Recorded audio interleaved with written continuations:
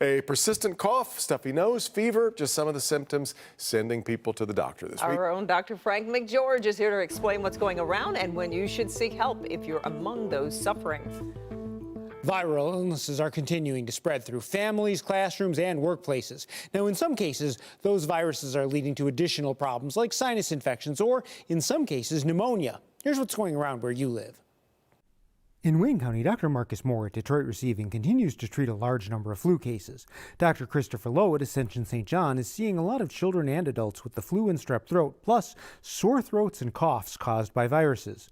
Respiratory viruses are still the primary problem at Trinity Health Livonia.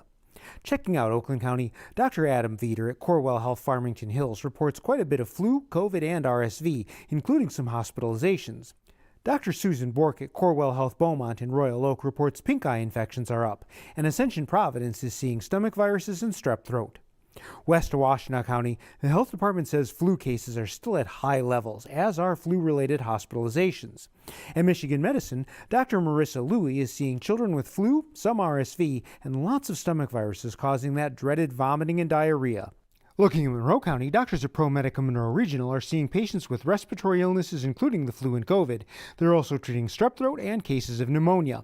Finally, in Macomb County, Dr. Richard Reedy at McLaren Macomb reports a significant increase in flu cases and several patients with pneumonia. Upper respiratory viruses continue to be the most common illness sending people to the ER. Dr. Maria Samuel at Henry Ford Sterling Heights is treating flu, COVID, RSV, and sinus infections. Now, if you have a persistent fever, are becoming dehydrated, or your symptoms are getting worse instead of better after a few days, you should see your doctor.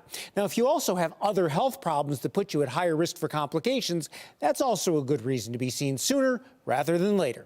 Back to you. Dr. McGeorge, thank you. And one doctor also mentioned he's seen a number of burns from space heaters and even house fires caused by those devices. He's recommending extreme caution if using a space heater. You can read much more advice from our local doctors at clickondetroit.com. Just search what's going around.